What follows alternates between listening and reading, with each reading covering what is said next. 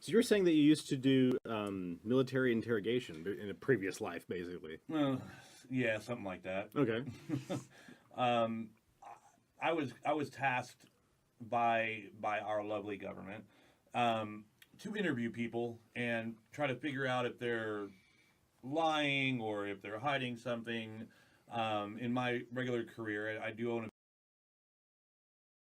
a lot of people who own small businesses, which is why we all look so tired, generally, and why we all drink. Yes. Yes, cheers, gentlemen. Cheers. So that has transferred over to small businesses, or in my case, in my business, into the empathy part of it. One of the more important things to do when you meet with your clients, or that I do when I meet with my clients, is to kind of figure out who they are. I'll give you a really good example. I had a meeting with a lady and her soon-to-be husband a couple weeks ago. She was very reserved, very, very quiet. The husband was obnoxious, very loud, and opposites attract, so they're getting married. He wanted, boisterous music, and she was more of the kind of chilled out Motown, and so that was a really big challenge. Right.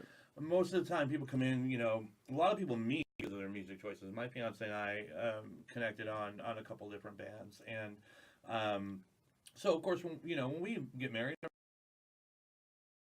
But theirs weren't. So coming to a happy medium was something I had to kind of figure out, okay, well, she's going to be more like this, and he's going to be more like this. And so what I went ahead and did is I said, well, why don't we start off the reception, since some of the older folks will be there still right after the wedding, we'll have some of the music that you like, and then your husband later on as the party, kind of starts. They keep doing that. They keep drinking, and the people who don't want to drink and don't want to party kind of meander out. We'll kick it up a little bit, and she loved it, and he loved it. Right. And this is kind of a theme with weddings, where the opposites are very, very, segregated in their likes. They obviously didn't meet because of their music choices. On the other hand, if somebody walks in, you just kind of get an idea. Hey, this is a young couple. They're still going out to clubs every Saturday night and getting trashed and falling on the floor and getting a cab home or an Uber, unless you're in Austin. No Uber, sorry. But and sponsor opportunity available. Keep naming for City of Austin. Yeah, let's pour one out for Austin. Don't pour this out; it's very expensive. But so the empathy and kind of just the knowing, I'm sure, like Devin was saying earlier, when you walk in to Devin's store, he's gonna know, he's gonna be looking at you and talking to you, and all of that is nice, and it's for greeting, and it's for repertoire, and rapport rather. Repertoire. I've tried to sound French. Your rapport with that customer, whether they're the first time they've been here or they've been here 100 times. Right. You're still trying to figure out, if you know them, you're going to figure out what kind of mood they're in. If you don't know as a person. Most of the time, my clients are the first time I'm meeting them. Right. So I have to say, okay, these people are not party people. These people want a very nice traditional wedding. So I'll ask questions to kind of prove to myself who this person is. Right. I'll say things like, when you're sitting at home and you're, just relaxing, or you're cooking, what do you listen to? Because cooking and relaxing, one and the same thing. But I'll give them a couple of options, and then I'll say, hey, you guys go out and dance. Oh, we go out and dance here, here and there. Well, what do you dance to? Well, we usually like to go to, we love going to Sons of Herman Hall, which here in Dallas is a very swing nice place. Swing place, I think right? all of us Swing dancing. I know all of you know. Yeah, swing dancing place. Swing dancing. Yeah, as it turns out, funny story there. I got on Google and was like, Swing Club Dallas, and there was this big long list. And Colette came up. Yeah. Sons Sons of Herman Hall was not on there until I went Swing Dance Club Dallas, right. which was a shorter list. Says something about Dallas. But Yeah, it does. I'll know they like Yeah. swing, and then as a DJ, Yeah. just being a music geek, and I'll know, okay, well, if they like swing, they'll probably be okay with these 16 other genres. Mm-hmm. And, and even show them things like you were saying earlier, sell them something they don't know they want. Well, Right. I sell them on music because you can't fill a whole wedding with one genre of music. There just isn't enough good music in one genre. And I know some people are like probably hitting their screen saying, bullshit, man, the 70s had all the good music. And 70s music, you just, it's a lot of great music. But Well, there's people get a lot bored of good quick. music in any genre. Exactly. But in order to keep a flow going, again, in my business, at a wedding, you have to change it up. Right. When I look out at a crowd, whether it be at a bar or whether it be at a wedding or a club, you've got your You have to measure octogenarians your customers essentially. Yeah. Because at are that the point, whole wedding. Absolutely. yeah, And those are always your As future well. customers. potential. What we're Oh, sorry, oh. touch the thingy. Party foul. That's what we're trying to get to tonight. Is how do you turn? Existing customers into more business. Right. Yeah. So, go ahead. Oh, well, some of the things because I was listening to you, and it was interesting because you just said that weddings, hopefully they're getting married just one time. Right. Right. And so There are jokes in my business about that. I'm sure. I have DJ'd someone's wedding twice. Okay. We, That's an interesting hopefully story. they're not watching right now. And if they are, So- Hi. Sponsorship Congrats. opportunity available. But you still find ways to mine that list Yeah. to find new stuff. Like you were talking about word of mouth.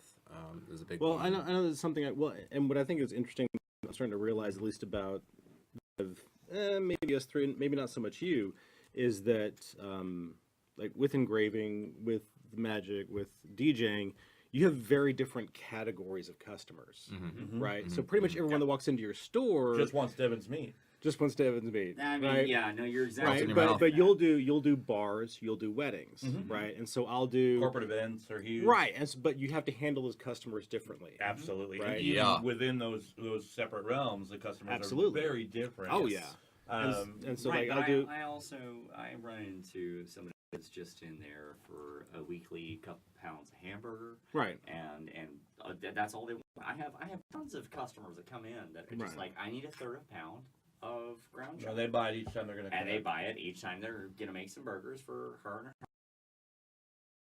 It sounds a little small, but at the same time, I think they're in their 90s, so Right. they don't Not need eating that much. much. right. And you So- treat that customer the exact same way you treat somebody who would buy 200 pounds of meat from you. I mean, you say that, but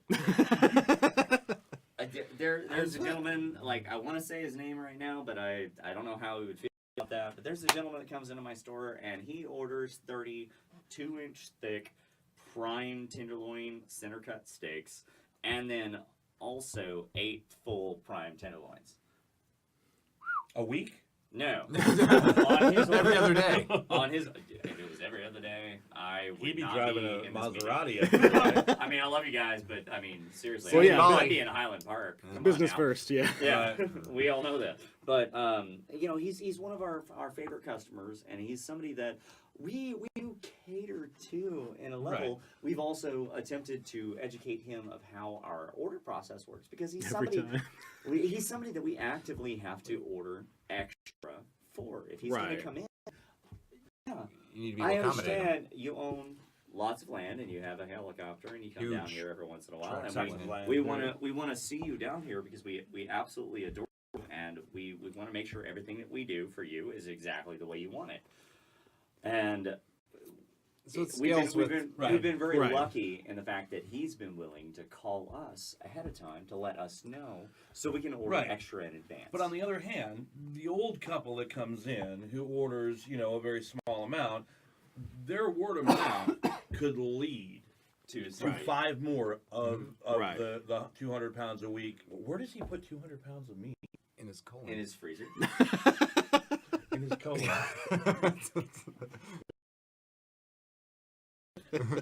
And he is one of the reasons that we are as successful as Right. we are. So getting back to the subject that you brought up, which is retaining, your Yeah. growing And business leveraging from it, your- leveraging. So something I find, and it depends on the group, right? There's absolutely nothing wrong with asking your customers who else they know. Absolutely. Right. And I think that's a weird fear that people have. Well, I think there's two ways. There's a hesitation to that. Like, you just closed a sale, and depending on your industry, right? Like, if you've just closed a sale but you haven't necessarily delivered service yet, that might not be the right time. Yeah, Right. that sounds like you're just trying to mass produce. Right. Right. And I But- think there's an important but if you've closed the way sale- to ask. Because if Yes. you go, hey, if you just go, hey, who else do you? In all honesty, Right. specifically all three of you. Yeah. That your Well, I mean, I'm answer.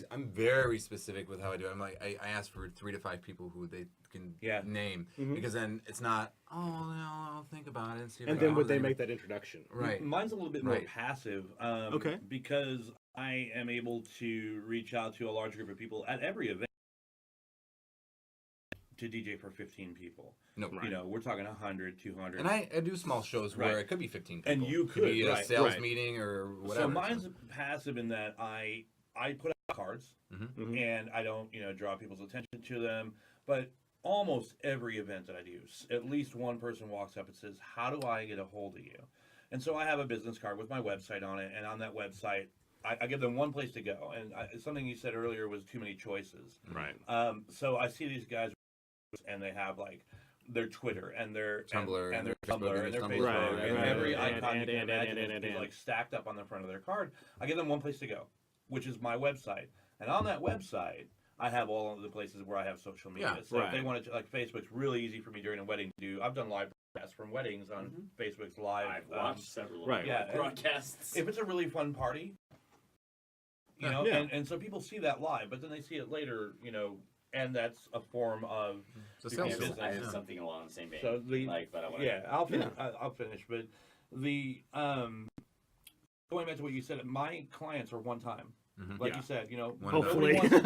nobody wants to DJ someone's wedding 6 times because at that point you're like, you just need to stop. Well, but that's true with the weddings, right? That's not true with the bars Or the corporate events. or the corporate events. And the So- corporate events are repeat business, but the weddings specifically, Mhm. which is kind of a more challenging way to do this, is that yes, I have a whole group of people. I don't pander to them. I No, don't sit there and, You're on someone else's time. I'm on someone else's time. Absolutely, yeah. But I do the best possible job I can to hire me. Right. And the repeat business using corporate stuff like that, like you were saying, I will say, hey, one of them, I can't name them Right. on the radio, but one of the places I do every year, I do their corporate party. Every year they have me booked 5 years in advance, Right. and they do a benefit every May that I do as well. Mhm. It's a benefit for a local charity, and they go in with another company. I did nothing for that other company the first year. Now I do their corporate But now you do party. theirs. Right. And so it's just like a tree, branches Right. and branches and branches.